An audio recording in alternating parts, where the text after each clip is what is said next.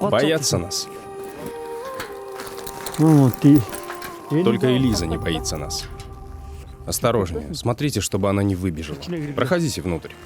В Национальном мораловодческом питомнике вот уже 30 лет сохраняют и разводят этих краснокнижных парнокопытных.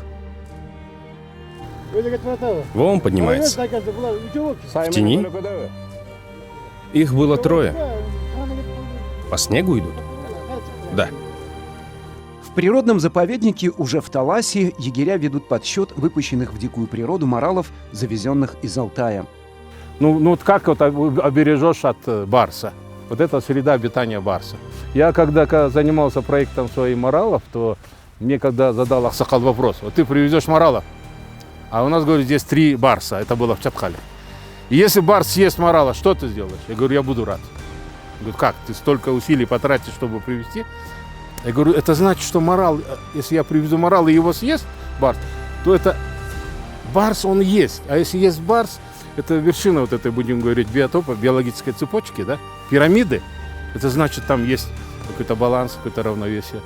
То есть, это уже мы возвращаем животных в свою их естественную среду обитания. А там у них свои законы, законы природы.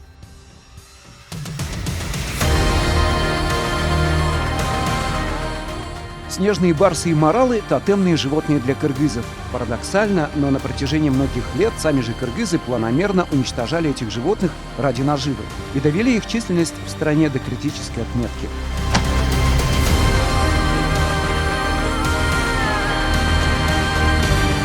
Но есть и те, кто превратил сохранение диких животных в дело своей жизни. В условиях, когда государство финансирует защиту редких зверей минимально, а местные власти боятся брать на себя ответственность за сохранность животных, эти люди находят деньги и энтузиастов для реализации даже рискованных проектов. Благодаря этой работе численность моралов в Кыргызстане выросла в 5 раз. При этом она все равно составляет не более 500 особей.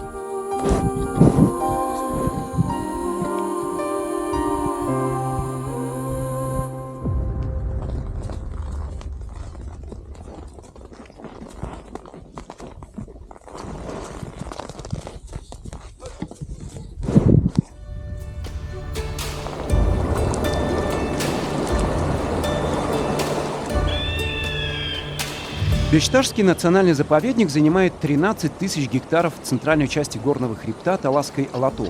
В этом массиве друг друга сменяют скалистые гребни высотой до 4500 метров, высокогорные луга и каменистые долины. Заповедник включает в себя 4 ущелья. Мы заехали в урочище Бештаж. Это территория Бештажского национального природного парка. Река Бештаж одноименная. Впереди поехала команда егерей во главе с директором заповедника. По максимуму, конечно, если повезет, мы сегодня отснимем моралов, стадо алтайских моралов, которые были завезены 3 года назад. И, в принципе, они адаптировались в этом ущелье. Вот здесь, на этих склонах, я надеюсь, мы увидим козерогов, так сказать, местных козерогов.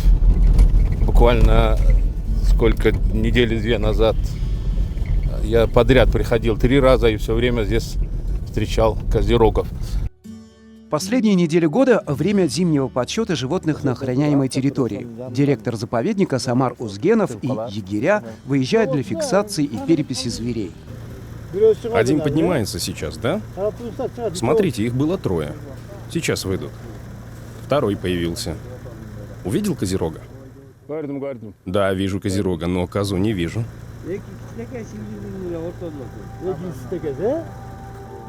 На солнце или нет?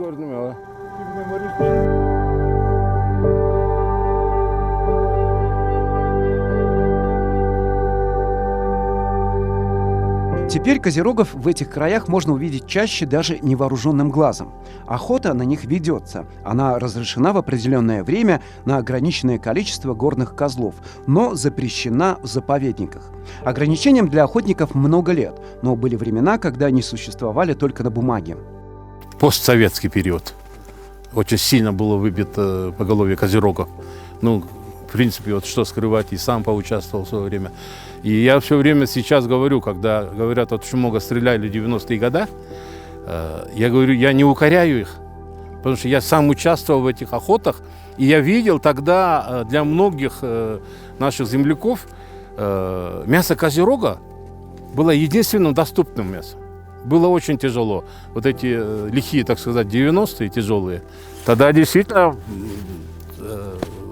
были моменты, что люди кормились мясом диких животных. Но сегодня картина абсолютно другая. И вот сегодня, когда браконьерят, вот этого я абсолютно не признаю. Сегодня много мяса. Сегодня люди не голодают. Ради бога, иди покупай любой вид мяса и ешь. Сегодня это уже, знаете, по-моему, это уже такое хобби. Иногда оно выходит за какие-то пределы, это хобби. Вот многие охотники, даже мои друзья обижаются на меня, что я уже много лет говорю о моратории, да, вообще о запрете на охоту. Меньше, чем горным козлам, повезло целому ряду диких животных, количество которых сократилось до единиц из-за браконьерства, да и просто освоения людьми уголков когда-то дикой природы. Моралов в этих местах в последний раз замечали аж в 50-х годах прошлого столетия. Но сегодня мы надеемся увидеть моралов в Таласских горах. Там, где нельзя проехать на машине, идем пешком. В этом году выпало мало снега, поэтому южные склоны еще не заснеженные. Это значит, что моралы, скорее всего, пасутся там. Кого сейчас ищем? Моралов, точнее не ищем, уже нашли. Спасибо коллективу Бештажского парка. Они вот сейчас связались по рации. И вот мы пришли в место Корумду. Ущелье Корумду. И вот здесь вот наблюдаем, вот здесь вот 5 явно моралов. Сейчас снимали их. И далее за склоном еще... Ханча, 4 да?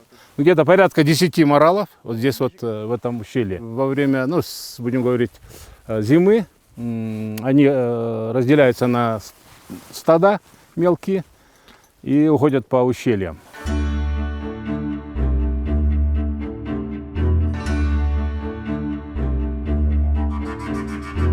Вот эта сторона урочища Бештаж называется Кунгойбет, то есть это, получается, южная, так называемая, экспозиция. Да.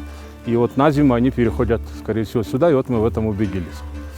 Состояние моралов прекрасное, видно в бинокль. То есть и вопрос о том, что я говорил, режим тишины. Он действительно соблюдается здесь, в заповеднике, в парке.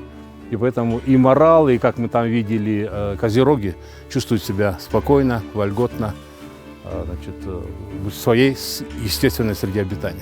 К счастью, они прижились. Это подвид, алтайский подвид морала. Моралы здесь появились 2 года назад. Их привезли из Алтая. Расходы взяла на себя частная компания.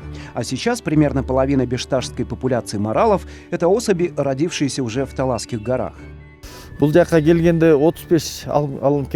Привозили 35 голов. По пути некоторым было тяжело и в дороге потеряли 5. Также у нас есть барсы. 2 пострадали от них. 1 сломал ногу, его тоже отвезли в реабилитационный центр.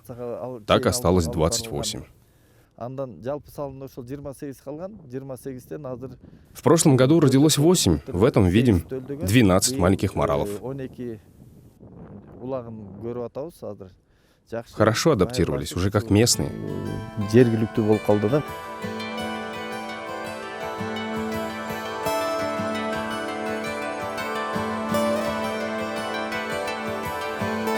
Ну, уже можно сказать, что они прижились.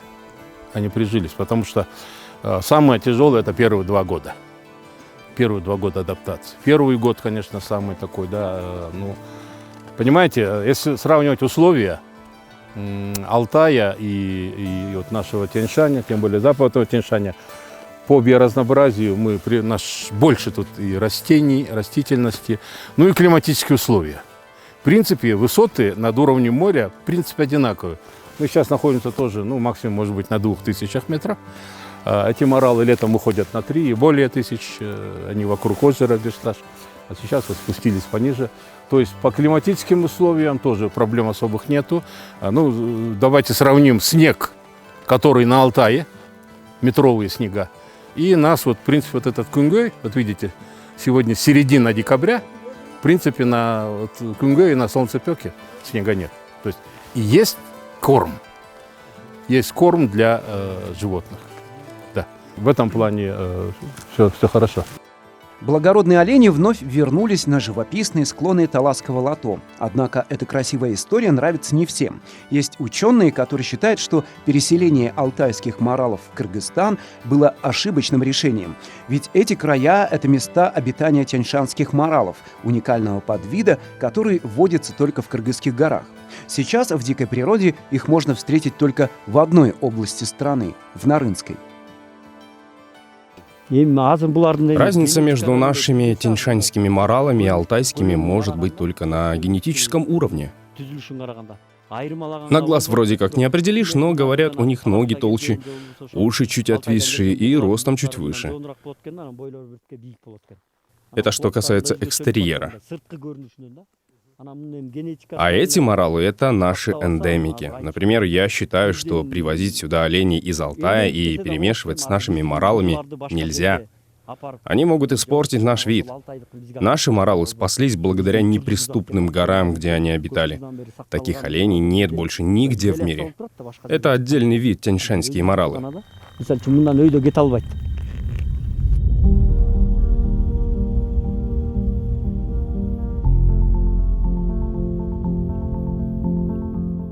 Жолдошбек Кырбашев вот уже 20 лет работает научным сотрудником Нарынского заповедника. Здесь же расположен мораловедческий питомник. Сейчас в нем содержится более 20 тяньшанских моралов. Тут в питомнике есть ручные моралы, есть полудикие. Те, они полудикие. Видите, они не подходят к людям. Лишь изредка могут сюда спуститься, чтобы прокормиться. Этих диких, если выпустить в природу, они легко там приживутся. Вот для этого мы их тут и содержим.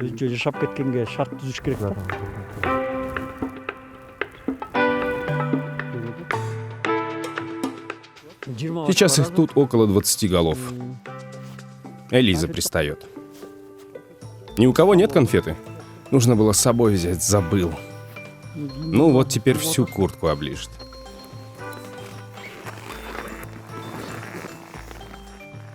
От меня, кажется, вкусно пахнет. Элиза на всю жизнь привязана к Жолдошбеку и другим сотрудникам питомника. Но и прочих моралов из Нарына не спешат расселять по регионам страны. Слишком невелико их количество, и есть риск потерять вид совсем. В 1900-х годах тут истребили моралов. Была массовая заготовка оленей в Китай. Уже в 1901 году моралов в Кыргызстане осталось всего 80 особей.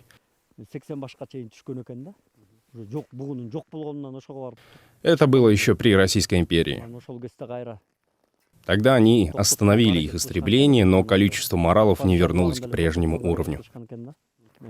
Эти моралы выжили у нас благодаря труднодоступности заповедника. Сама природа сберегла этих моралов в высокогорье, куда не могли добраться браконьеры. Так тут сохранилось около 40 особей моралов.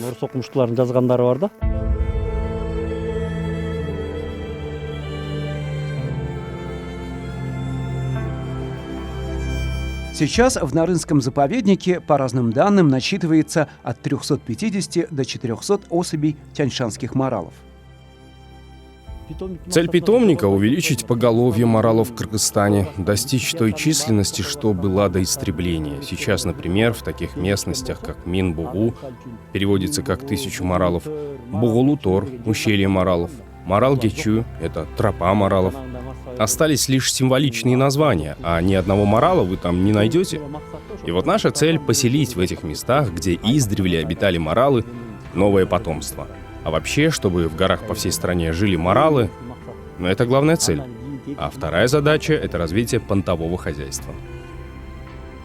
Небольшое количество особей из этого питомника отправились в другие регионы, например, в горные леса соседней Джалабадской области. Хватило собранных денег и энтузиазма людей, чтобы переселить животных туда. Но этого пока недостаточно, чтобы вернуть моралов в исконные места обитания, где их не видели уже почти 100 лет. Я занимался расспросом, спрашивал, и аксакалы рассказали, что по их информации, которую они помнят, слышали, в 1926 году 11 последних моралов, мои же, будем говорить, предки, мои земляки аксакалы вместе с красноармейцами застрелили вот за этим хребтом, есть Каракоюн, где очень было много моралов. Каракоюн — это приток реки Урмарал, Юрмарал. Ну и вот с тех пор моралов у нас не стало. И потом наш Юрмарал, когда переписывали карту, видимо, картографы неправильно написали Урмарал. То есть Урмарал — это бей моралов. Ну и вот занялся этой темой, встретился с Аскаром Давлетбаковым в Академии наук. Мы подружились на, будем говорить, на этом проекте. Написал проект «Реинтродукция моралов». Ну, у меня не получилось тогда привести моралов сюда, но удалось привести моралов из Нарынского заповедника в Авлетимский лесхоз. Заказник Балтыркан. В 2018 году мы привезли туда 9 голов моралов. Сегодня они благополучно адаптировались, увеличивается поголовье. Ну да, к сожалению, хочется сказать, что этот проект, он должен был быть постоянным.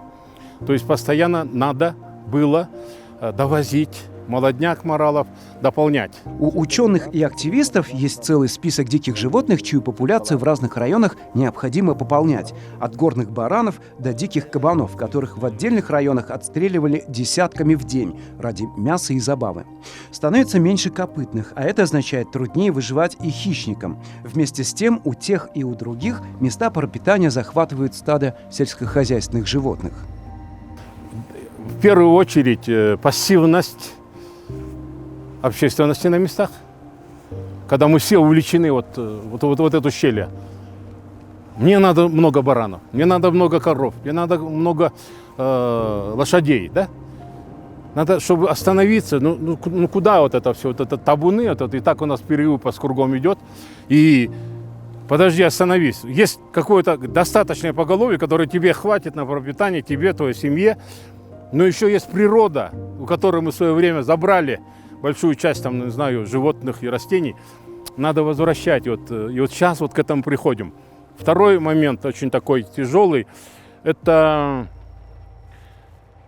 чиновничья, так сказать, боязнь ответственности. Потому что я 7 лет потратил на проект «Морал», реинтродукция морала, и основная там проблема была, это чиновничья, будем говорить, несмелость, когда боятся ответственности, да, а что будет. Это делается, это во всем мире делается, реинтродукция, поэтому для нас это какое-то новое, но страх. Вот когда подписывает, допустим, мы перевозили моралов, государственных моралов, так сказать, из госзаповедника в государственный лесхоз. И вот когда они пишут приказ, там, разрешение на перевозку, на интродукцию, кто будет нести ответственность? Боязнь ответственности. Ну, я не знаю, наверное, сейчас уже эта тема изменится. Почему? Потому что это все делается в плане проекта. Вот на проект моралов мы не потратили государственных денег, ни копейки. Допустим, мне помог фонд Леонардо Ди Каприо и фонд Кристенсена, да? Они выделили деньги, на которые мы перевезли моралов. Кроме того, мы помогли $2000 для загона на Нарынский заповедник.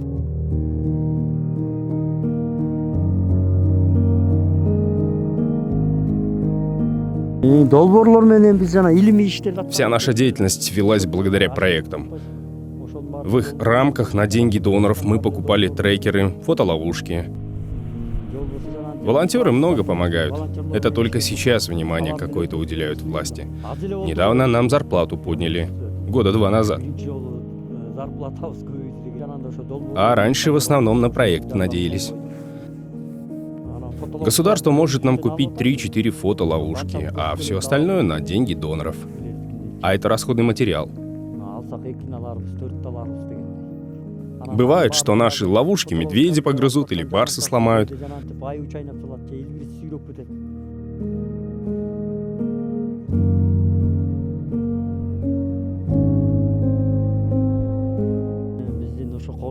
Наш заповедник по сравнению с другими богатый и разнообразный. Тут есть все краснокнижные животные. От тяньшанских моралов до медведей, рысей и барсов. Всех можно встретить.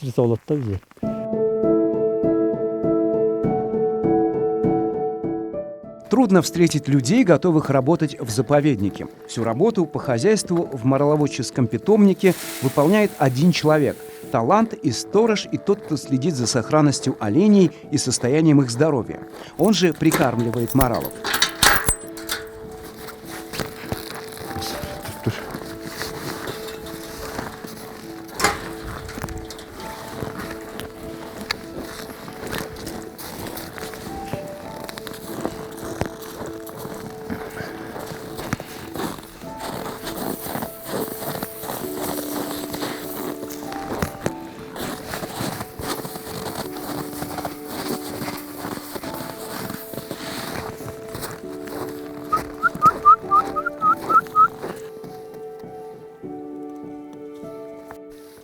Талант живет вместе с супругой Айнагуль в маленьком домике рядом с питомником. В доме нет электричества, нет в Нарынских горах и мобильной связи.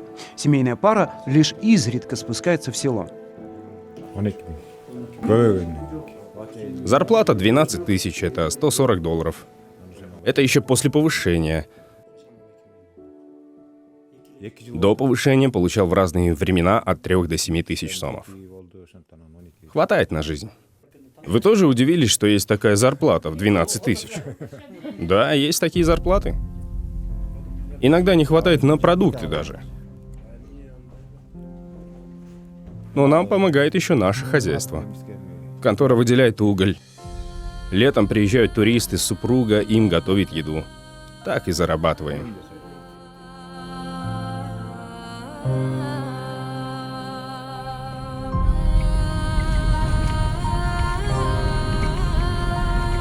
Лоренс Дельвиш – это наш партнер, наш коллега, человек влюбленный вообще в природу.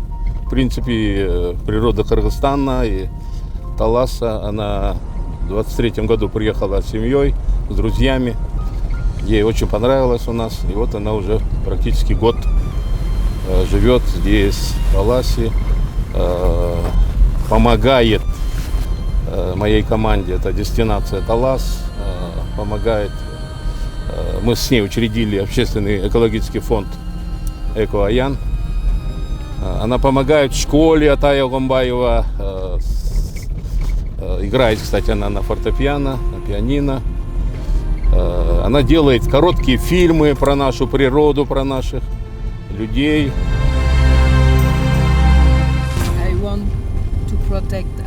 Я хочу защищать животных, чтобы не было браконьерства. Знаю, что очень много охотников. Здесь нет. Но если пойти в другую долину, там будут браконьеры. И по возможности хочу это остановить. Не знаю, насколько это реально, но надеюсь, что в будущем это станет возможным. У меня есть надежда.